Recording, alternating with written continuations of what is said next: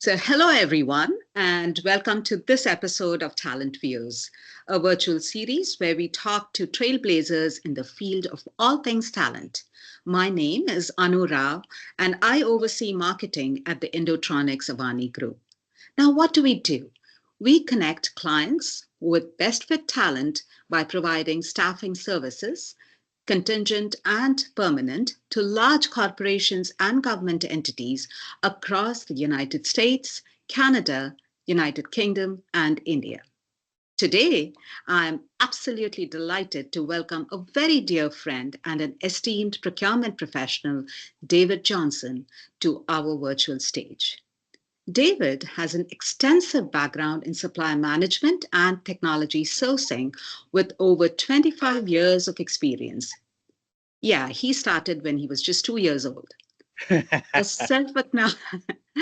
self-acknowledged tech geek, he has been closely following the transformative power of AI.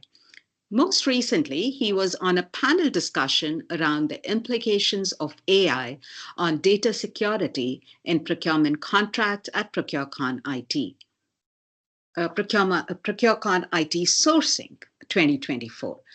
He's also a featured instructor on artificial intelligence for the Rutgers Business School, my alumnus, executive education mini MBA program. His expertise extends to mentorship, supply diversity, and technology, and his genuine passion for these areas has allowed him to engage with diverse organizations such as ourselves across multiple industries. Currently, David holds the position of Senior Director Global Sourcing, Software Category Transformation at News Corp, a large multinational that includes well known names like Wall Street Journal, The Sun, The Times, Realtor.com, and book publisher HarperCollins. Welcome, David. Thank you. That was one heck of an introduction. I don't think I could have done it better myself. You are more than deserving of it. Thank you so Uh, much. Now, as we go along the discussion, as David mentioned, please put your questions in the chat or the Q&A tab. Now, before we start the discussion, I do want to share a startling stat from staffing industry analysts. According to SIA's research, 39% of recruiting activities will be replaced by AI within the next 3 years. SIA says that it will improve experience across candidates, internal staff, and clients, leading to significant long term growth and opportunity for the staffing industry. I can see that there are a couple of typos. I apologize for that, but 39% is a significant number. Yeah, that is incredible. Yes. Yeah, So, at this point, to set the stage, David, can we start off with defining AI and Gen AI for the audience so we can understand where you're coming from? absolutely, absolutely. So when most people talk about AI now, it's because everybody is all excited about ChatGPT and Microsoft Copilot and Gemini from Google and Claude and all these other large language models.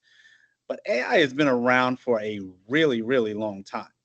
When we talk about AI, the idea is a machine that simulates human intelligence, right? It's a machine that's designed to think and learn like a human. Any AI that we look at, it can perform tasks that your normal PC wouldn't be able to do, right? Visual perception, speech recognition, decision making, language translation. Like those are all the things that the general AI systems create, or it can be a rule based AI. Do exactly what I told you. This is a specific instruction, blah, blah, blah, blah, blah. Or it could be learning based, which is you're going to give me your data and I'm going to learn from your data. And that's a very broad bucket of what AI is. Now, if we drill down into it and we go to generative AI, which is your like I said, your Chat GPTs, your Claudes, your Dallies, and Adobe Fireflies. Those are it's a subset of AI that focuses on creating new content, images, text, audio, video. Like Anu talked about it a little while ago, deepfakes, how scary those are. Um, Normal AI has a box that it can work in. I've created you, I've told you what to do it. Generative AI doesn't. It can produce whatever it wants, it can make things, it makes things up. It's crazy, it's incredible, but it's also really fun to play with. I hope Thank you that's a so enough much, for you Dee. guys. I think we understand it a little bit better. But thank you so much. I'm still scared of deepfake, but I think we live in a world where we just have to learn how to work around it, even if you're scared of it. Uh, Now, my next question is how is AI transforming the procurement function overall? And this is something I piggybacking off your recent panel discussion that you had at ProcureCon IT sourcing. Like, is AI further enabling more data-driven decision making in procurement? If yes, how? So, in general, how is it transforming the procurement function? So I mean, AI is hugely transformative for us if it's done the right way. And I'm gonna put that into four little packages here. You already said one, data-driven insights, right? AI can do things in spend analysis and predictive analytics that would normally take us months of analyzing spreadsheets or spend cube or consolidating and collating spend information from your purchase order system, from Concur or your credit card transactions. Stuff that we would normally do, or back in the 90s and early 2000s would take an entire job function to do, is now being done by one AI tool. Grabs everything together and it says, these are your opportunities here for cost reduction or cost optimization. These are areas that are undefined or you can't do anything. And these are duplicative. Here, this is one piece of software that does the same thing as this piece of software, as this piece of software. I say software because I work in software. Um, AI does that in seconds. And at the same time, it takes all of that information plus environment information, right? In the winter, Starbucks is going to sell more. In the fall, Starbucks is going to sell more pumpkin spice lattes because it fits into that area. So a predictive analysis of those trends historically, plus weather data and I can't think of the word. The area, right? The diagnostics of that area will tell a Starbucks AI that you need to buy more pumpkin spice latte kits because it's going to be cold this particular day, and it's fall. Um, that's just one way that AI is changing the sourcing and supply chain function. Automating processes, like AI can automatically renew contracts or review contracts, ensure compliance with contracts. That kills the amount of time that we take looking for a particular clause in a contract, because all you got to do is type it in and say, what is my affiliate language for this particular contract? You can do that right in the AI UI. Onboarding your suppliers. Um, you can automate background checks, compliance verifications. All of that stuff can be done via AI, which then enhances your supplier relationships, right? Under SRM, you can monitor performance against KPIs and SLAs, which speaks to supplier reliability and supplier quality. You can do risk assessments as part of identifying and analyzing risk factors, financial health, geopolitical risk, compliance issues. And all of that leads to just being more efficient, right? You're automating your processes, you're managing your inventory, you're doing all of that stuff with a tool that makes it easier and faster for you to do it.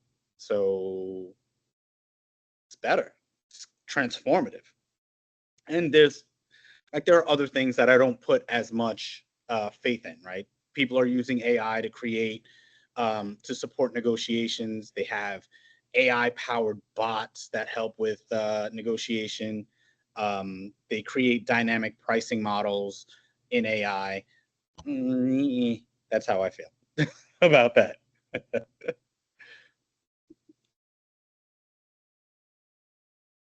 So thank you, David. So some of the points that you made, apart from data-driven insights, it would be a big one would be the automating of processes like onboarding suppliers, background checks, risk assessments, in terms of financial health, geopolitical fears that might be out there.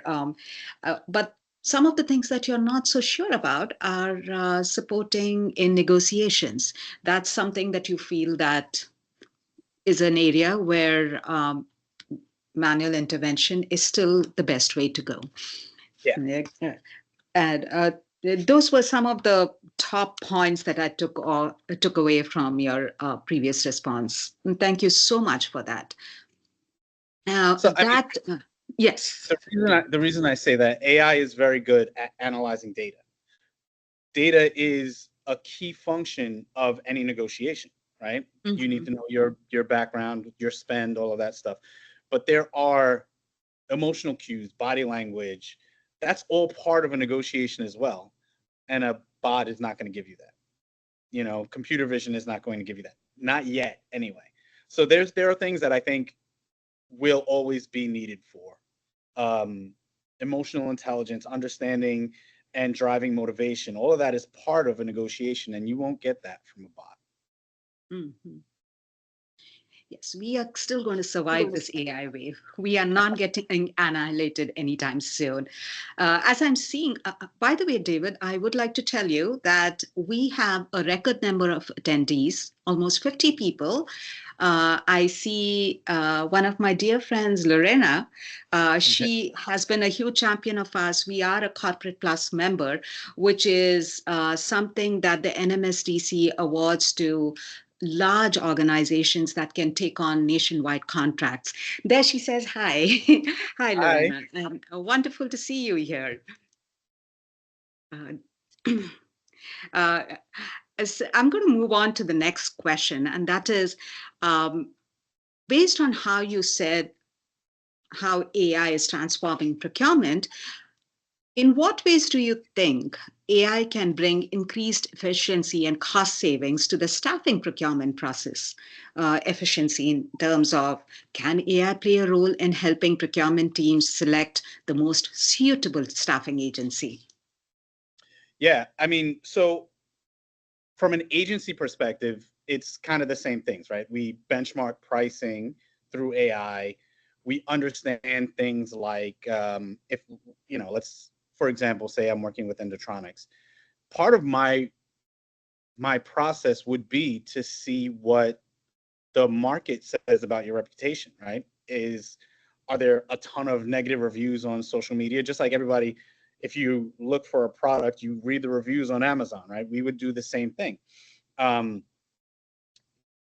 Comparing costs can be done with AI, checking out pricing trends, right? If I'm looking for a contingent staffer, I would want to know the cost in New York versus the cost in Chicago and LA or Arizona, right? That comparison can all be done in AI, which leads to operational efficiency. It leads to less risk and theoretically a reduced time to fill a given role because I have an AI tool which has already said this is a great organization to work with.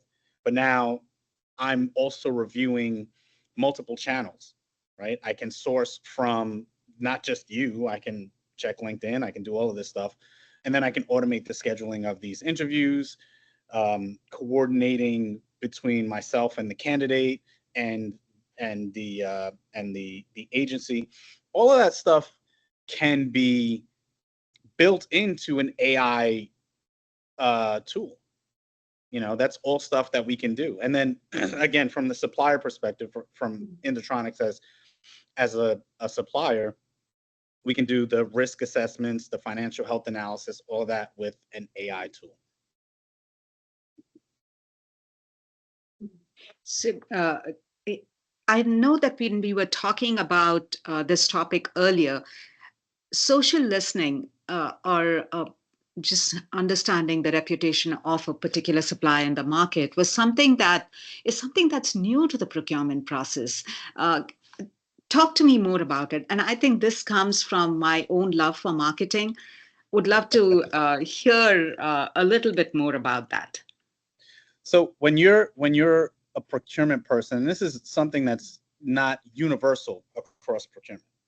Um, Different organizations value different things, but every organization does not want to end up in the news, right? And I've had multiple organizations say, I don't care how much you save, just make sure that we don't end up in the newspaper.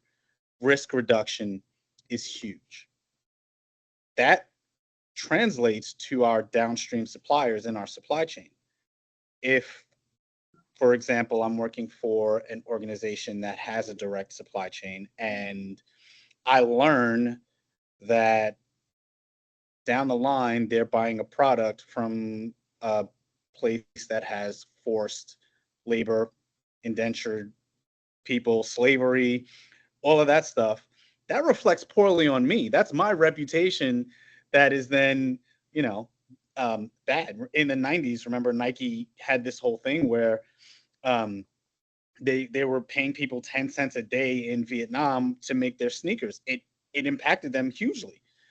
We, as an organization, News Corp, or any organization that I've worked for, have always had that same sensibility. So, monitoring social media, seeing what people are saying about Indotronix, for example, on X or Facebook or LinkedIn, is hugely important because you don't want to get in bed, for a lack of a better term, with someone who's going to damage your reputation. So we've got AI bots that do stuff like that. Hmm. Uh, Thank you, David. We One of our employees, he heads up corporate communications. Mark Edmonds, I think he's on the call. He Hi, Mark. is so particular about ensuring no matter how, not that we get, no matter how negative the comment or how challenging the comment, he will respond to each one of them. And as a result, and we are there across all social media channels. And we are, of course, our website also encourages people to interact with us. He will make sure that each one of them get a response. Now, I think that's a great practice. That engagement creates a dish. It's not just the person who's you're responding to, but someone else is watching that. And understanding that you are customer centric, customer focused, and engaged is a huge advantage as an organization. I think that's great, Mark. Keep up the good work. thank you. It is interesting. I used to traditionally think that Yelp is just for restaurant reviews. We've gotten reviewed on Yelp. So go figure. Okay. Um, you already touched a little bit upon it, but I want to dig in further on this specific topic. What tasks in staffing procurement do you think are most effectively automated by AI? Oh, screening of candidates. Like we get a million resumes for a role. I have my little AI tool that then says, no, this person's not necessarily fit for the role because we've got the keywords pulled up or whatever. Um, but that's a huge difference between understanding, getting a good candidate and getting a mediocre candidate, because a person reading a resume will see a job, a company, and say, oh, he worked for Merck, so he's got to be good. All right, let's bring him in. That's a waste of time. But then like you can do things like personality assessments, which allow us to predict success. Is this person going to fit in our organization? Is this person a good fit for your particular department based on that personality assessment? You know, based on their historical data, will they, and job specific criteria, will they be successful? Like you can get all of that in an AI tool. Um, like the engagement with the candidate. Um, AI can build, if you have a chat bot or if you have a dedicated email channel, you can build out personalized communication to your candidate. Um, that makes them feel more engaged throughout the recruitment process. That gives you a, like, that's like keeping them warm if your communication, if your recruitment process is extended, right? Some places take 3 months to bring somebody in. That person is now sitting around for 3 months wondering whether or not they've got the job. But if there's a continuous communication or a chat bot that they can reach out um, to answer their questions or queries, then that's better, right? Um, I've seen talent pool analysis, um, where an AI pulls in the entirety of the resume pool in HR and identifies gaps or recommends strategies for identifying stronger candidates or pulls out stronger candidates. Um, and then there are like the normal things, regulatory compliance, bias reduction.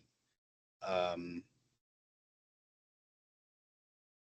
those are the things that I see as a benefit for us in procurement when we're looking at an AI tool or AI tools for specifically for contingent workers or staffing uh, activities. Sorry for Before I don't want to lose this question because this is a good one and we are talking about it. Syed asks, how do you think AI chatbots are used in recruiting and staffing? I think a chat bot from a recruitment perspective is to answer frequently asked questions, right? It's not a substitute or a replacement for live person to person engagement. But there are mismatches in time zones. There are mismatches in there are challenges because people are busy. Having a chatbot to answer frequently asked questions or point people to, you know, required online secure documents um, is very valuable for some organizations. Right? You respond to a role on LinkedIn. You're you're contacted and they give you a link to a chatbot who then pulls all your information in a secure way into their system. I think that's a fantastic use for it. Um, and I think that's how the AI chatbots can be used to streamline a lot of the recruitment and onboarding processes. Good Thank you, question. Syed. Yes, yes. And thank you, Sayed, for the question. And I hope that answered your question. Priya says, keeping the candidates warm, constant touch points. That's a great point made by you because, as you rightly, you were talking about how sometimes it can take up to 3 months to onboard a candidate. How do you keep a candidate warm for that long, especially if it's a temporary role, right? I think communication is key. I've when I've been hiring people, I like even just now, um, I'm very open about the fact that we take forever. So, you know, you're going to be involved in this process for a little while. There'll be multiple stages, multiple meetings, blah, blah, blah, blah. But that's an email that I then have to send directly to this person or to his agency. Mhm. Now, if there's if there's an AI that says, hey, you know, is this person still a part of your plans moving forward? Are we stuck in a cycle of budget, whatever, whatever? Then sends that person a direct communication that says, hey, we're still interested in you, but we're going through our internal processes. It does take a bit of time. that is keeping the candidate informed and keeping them warm. It lets them know you're still interested. I would, as a potential candidate, appreciate that level of communication, but you don't get it all the time. Mm-hmm. And back in the day, I remember when I first started working in this country, like in the late 90s, at that time, recruiters did do that. They had the privilege of time. Today, time has become of the essence, right? Yeah. Maybe in some ways, AI is bridging the gap of what good we lost in from the past, and you know, ensuring that that constant communication will make sure that it is the communication is on and they still keep warm. I I have another very interesting question. Tarak says many candidates keep their. I hope, David, you're okay with me asking the questions now. Should we reserve it for later? No, it's fine. That's fine. Right? I'm chat questions too. So Yes, yes. I think so. As I said Let early, me AI read is. out the question, Oh David, yeah, just sure. so So everybody that can. Sure. others. So many candidates keep their resumes short, which can leave out important skills or experiences, especially for leadership roles where detailed backgrounds are crucial. How do you ensure that AI resume screening tools accurately assess these resumes and don't miss strong candidates because of limited information? Great question, Tarak. Yeah, I mean that's a fantastic question. AI thrives on data. Limited data, by limiting the data, they are limiting the opportunities, right? Mm-hmm. And that is definitely a challenge. Um, I have a long, annoying resume, but I have a long, annoying resume because I want whatever algorithm is reviewing a job description versus my resume to have the right keywords so that my resume goes to the top of any given list, right? Best practices for a lot of people, we're told, review the job description, tailor your resume so that it hits the main points of that job description. Um, so theoretically, it's not your problem that their resume is lacking information. It's their problem. But you are absolutely correct. Because the AI is looking for a specific set of requirements that you've built, it's going to miss potentially good candidates through no fault of its own and through no fault of yours.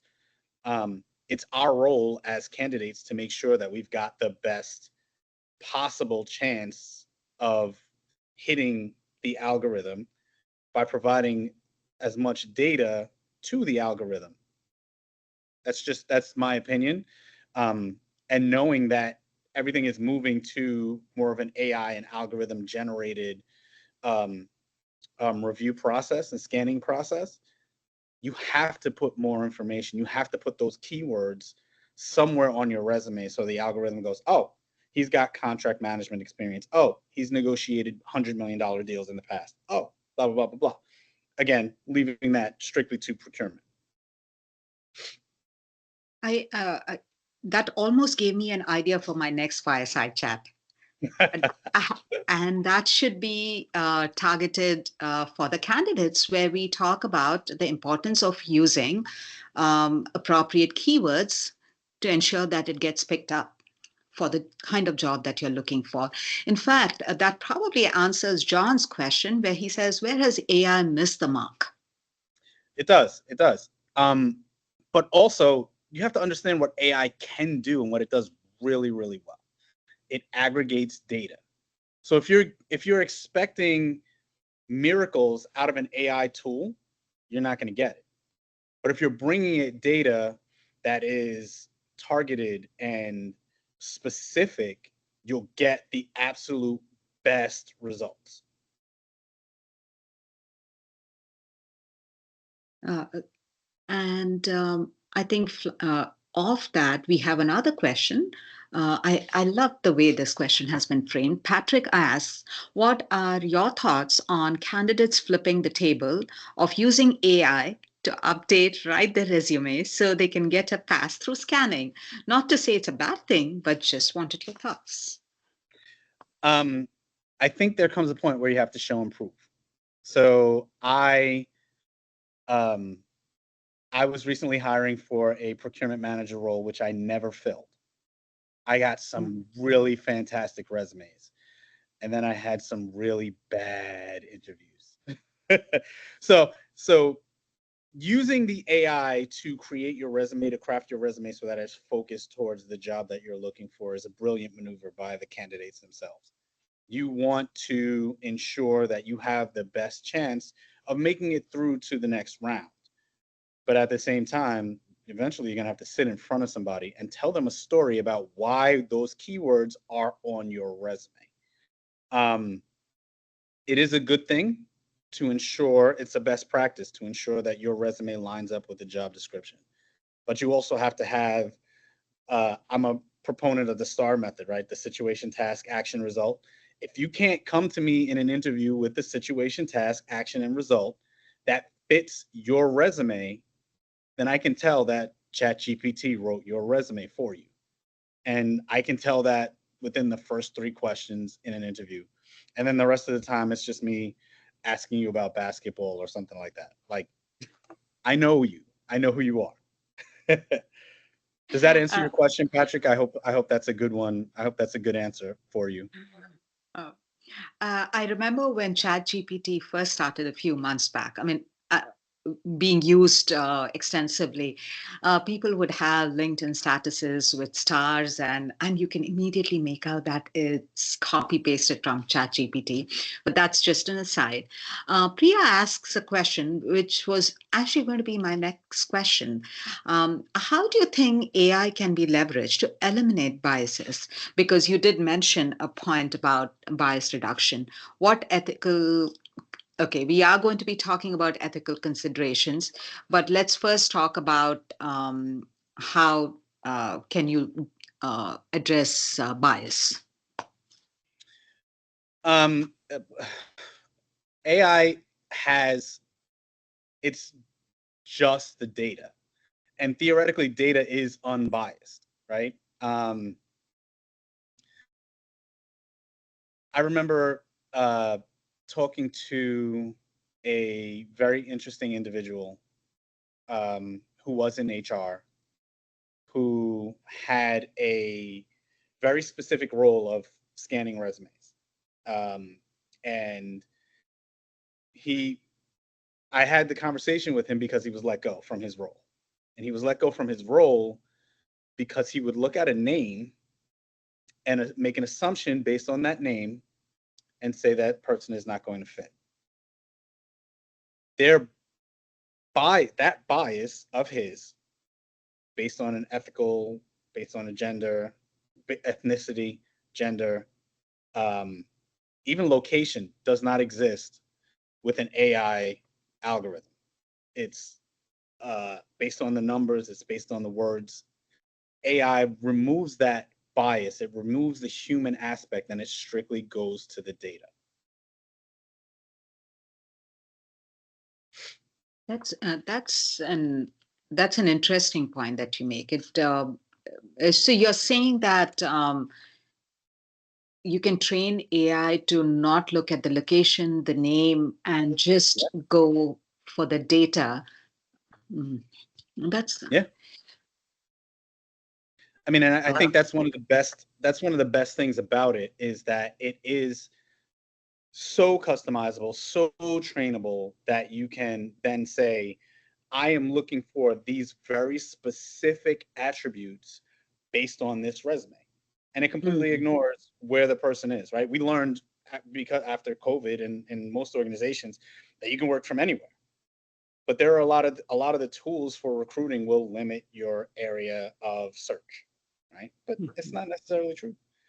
And the Mhm. situation that I went through, the name, the ethnicity, the sound of the ethnicity of a name then becomes a limiting factor in some situations. Also, gone, eliminated, right? And that's what we want. We want a fair and unbiased recruitment process. AI Mhm. brings that. It's just about the data. My next question is in an area where you are a rock star, supply relationship management. How is AI changing the way procurement professionals manage relationships, specifically with staffing suppliers and agencies? Um, so in general, you can use AI for performance monitoring.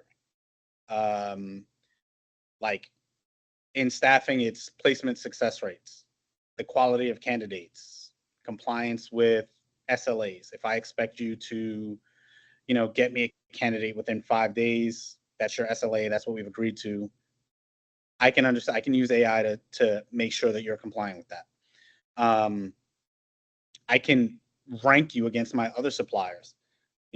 You bring me way higher quality candidates, so I come to you first.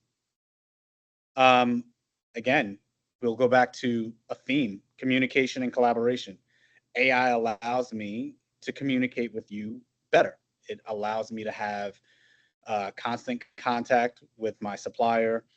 Um, I can give you updates, feedback, new requirements can all be done through an AI feedback mechanism. Um, you can use Teams and an AI plugin to ensure constant collaboration. I can bring you my information or my new requirements through Microsoft Teams with some AI context. Um, Back to risk assessment, contract management, like all of these things can be automated or streamlined using AI based tools. Uh, Thank you. It almost looks like all of us need to go back to a class where we start learn.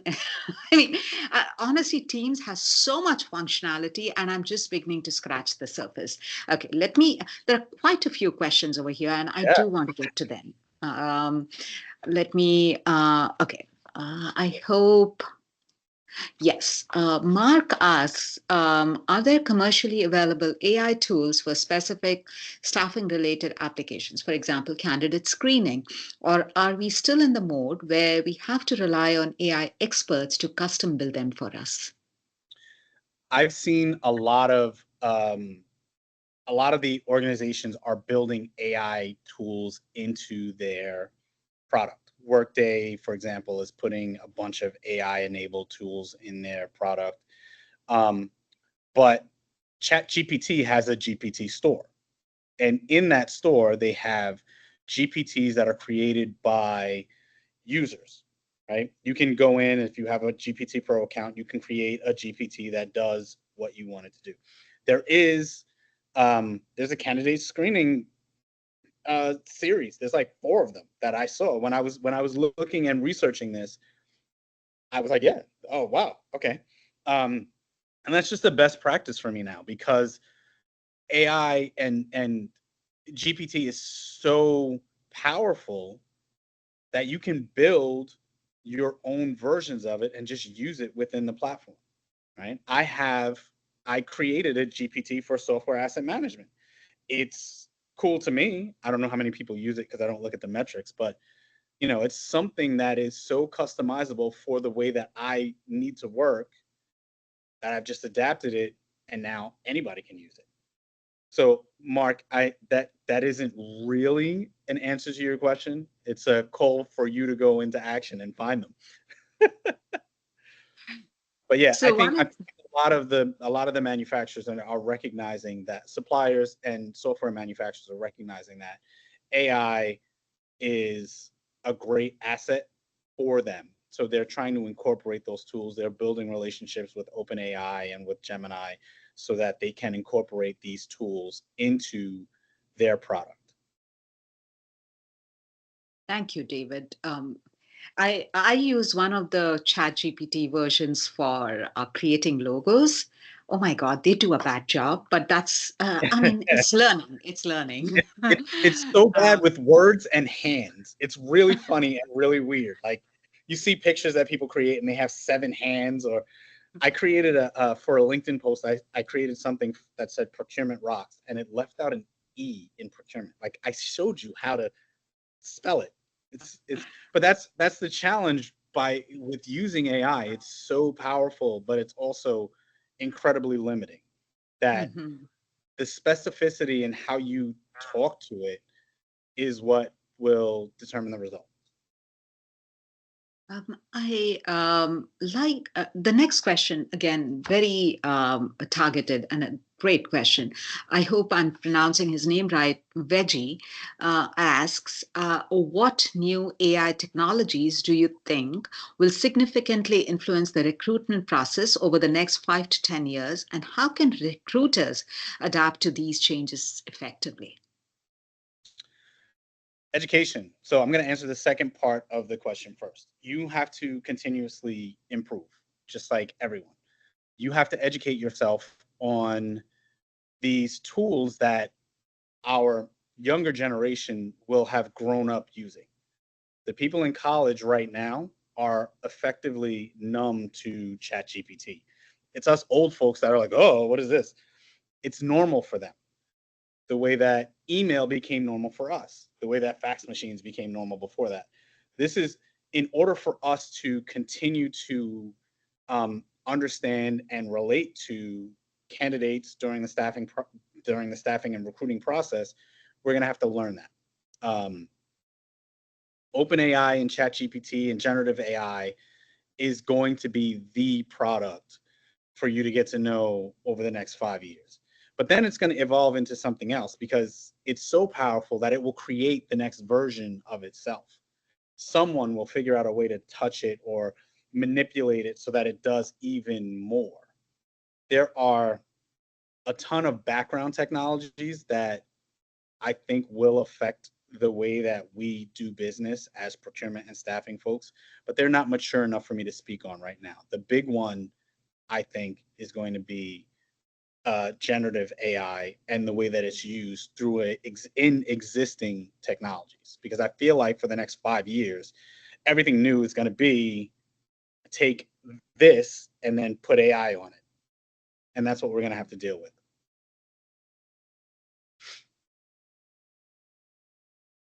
It is honestly, when I start talking and hearing about it, it is downright scary. I'll go back to my deep fake fear. Mar- Imagine someone calls you up and pretends that it's Anu Rao and is talking as if they are your best friend and wants $1,000 to be transferred through Venmo to them. Don't do Yeah. it, okay? Yeah. But Maria asks, how should agencies or hiring managers address or overcome challenges of candidates using AI to draft their responses during interviews? What are your thoughts? I really think this is a very, very pertinent question. So you don't. This is a tough one because you don't know the person. Mm. Anu and I know each other very well. If I sent Anu an email that was written by ChatGPT, she would know that's not how I speak. Um, but when you're interviewing someone, this is the first time that you met them. If they sound like a robot in the interview, maybe they just sound like a robot. Maybe that's just the way that they speak. So for me, it's always been throwing in that weird question to see how a person thinks, right? If you were a breakfast cereal, what type of cereal would you be and why? ChatGPT is not going to be able to answer that question. ChatGPT is not going to be able to say, specify with situation, task, action, result, how you created or solved this problem. You have an issue with a coworker. How would you deal with it? You have to ask questions and hypotheticals that ChatGPT wouldn't be able to do well with. I feel like that's the way that you get past the ability to use ChatGPT, and that's how you know a candidate is real or not, right? If it's a ChatGPT resume, you can't do it in the algorithm because the algorithm is built to find these specific things, and they're going to give you those specific things. ChatGPT is going to say, change your resume like this to fit this job description. Boom, you're at the top. Um, I've never been a person that goes through a series of questions that you could find on LinkedIn. I'm always going to throw something in early in the process that throws a person off, because you need to know Mm-hmm. that they're real. They're really a Mm-hmm. real person and not an AI or a bot. You know, I had a situation where I interviewed a person and they wouldn't go on video the Mm-hmm. the the second time, and it was because it was somebody else doing the interview for them. So I asked them questions again that pulled them out of their comfort zone. I knew you. I spoke to you the first time on a panel. I interviewed with two other people. I know how you speak. This is not you. Please go on video so I can make sure that you're actually who you say you are. It's little things like that. Mm-hmm. I like what you said about seeding in the questions early on rather than waiting to figure out that, okay, this is something that we need to figure out. Uh, uh, the next question, Syed asked something that we were anyway going to talk about, and I'll just use his question. He says, "What are some of the legal and ethical, definitely, implications of AI in recruitment?" Now, legal, I think it's evolving. In the US itself, each state is coming up with new things Yeah. around AI. Uh, what are the legal and ethical implications of AI in recruitment? So over time, AI learns, right? And if you are building a system where the AI pays attention to what you do, right? It knows that over time you place a specific set of candidates in a specific way at a specific cost, and your customer will like this person. It builds, it's building its own bias because it'll then start looking for that, right? Your customer likes people between 35 and $40 an hour that are highly technical, and you know you won't find that in the US or Canada. So it's now looking for talent in Mexico only, which eliminates and is now unfair, right? For contingent workers, right? That's a bias that it then created itself, because that's how it works. Um, there's a huge issue around data privacy. OpenAI in the free version says, I'm going to use your data to learn. So you don't put any proprietary, personally identifiable information into the free version of ChatGPT. But there's a huge swath of information that will be used to train it. Who owns that? Does ChatGPT own it? Do you continue to own it? Who owns the output of that data? Do you own it? That's derivative works, theoretically. Do you own that? That's a huge data privacy IP issue. Um, and that's all going to be a part of what you as talent professionals have to deal with. I put my name, my address, and my phone number on my resume. You feed that into an AI tool that then uses it to train. My data now belongs to OpenAI, theoretically, or someone else, or Workday, or whoever, right? I have to then figure out or find out how to get you to forget it, because CCPA, the California Consumer Protection Act, GDPR, it all says I have the right to tell you to forget my information. Where does that request go? Does it go to you? Does it go to the software manufacturer? An implicit ethical conundrum that you will eventually have to work on. Um, Transparency, right? I don't know if you've used ChatGPT lately. It doesn't exactly tell you where it got its answer from. Like, Hmm. I worked in academia. I have a master's degree. Anybody who's got a master's degree knows you have to cite your sources in every single thing you do. Where is it getting this information from? And sometimes it's wrong. Sometimes it just makes stuff up. Like, you know, what is it? The Marvel movie, Age of Ultron. Ultron is an AI.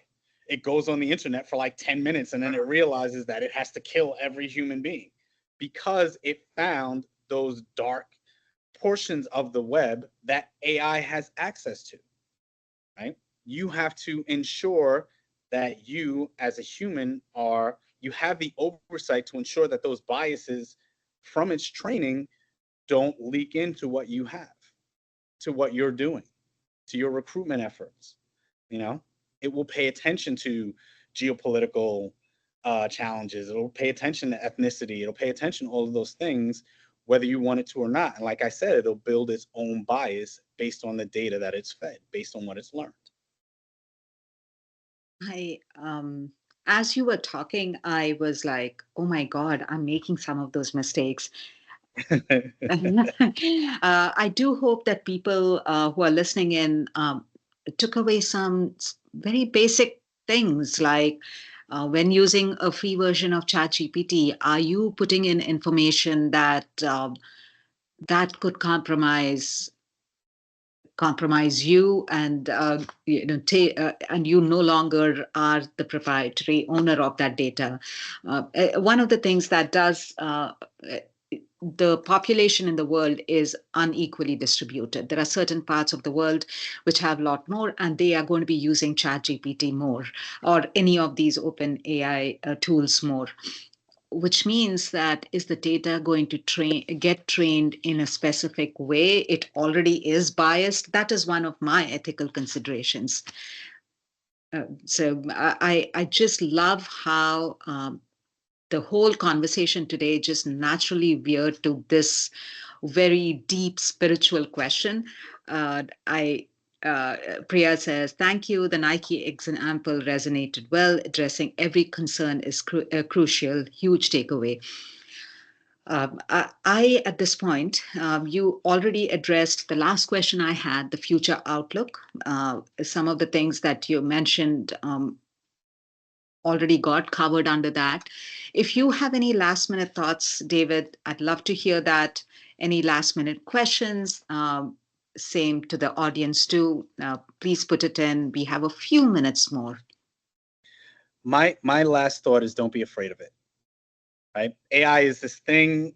It's so huge. There's so much of it. Don't be afraid of it.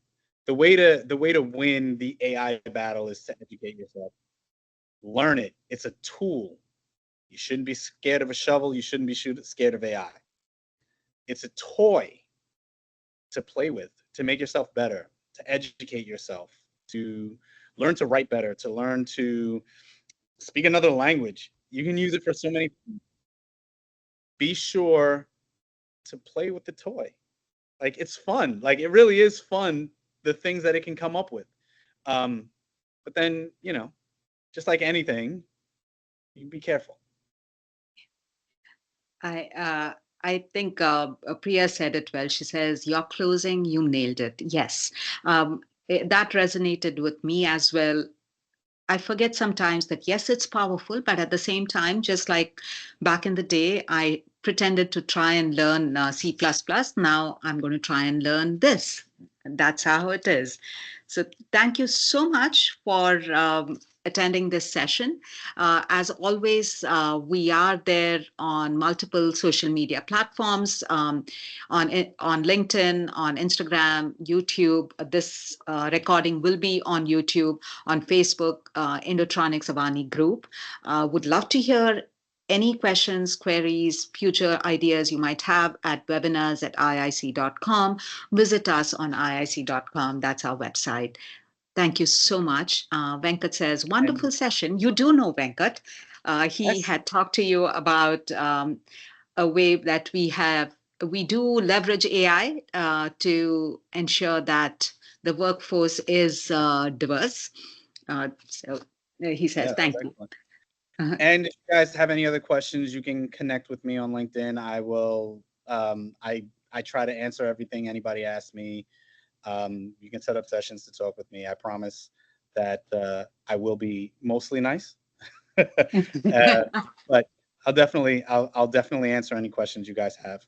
Thank you very much for your time, Anu. Thank you so much for organizing this. I appreciate it. I had fun. Anytime you want me, I'm here. You know that. Thank you, David. A lot of thank yous from Viren, Rajshekhar, Sayed, Lorena, Arjun. Uh, so thank you so much. I appreciate your time. Bye, Bye, everybody. everyone.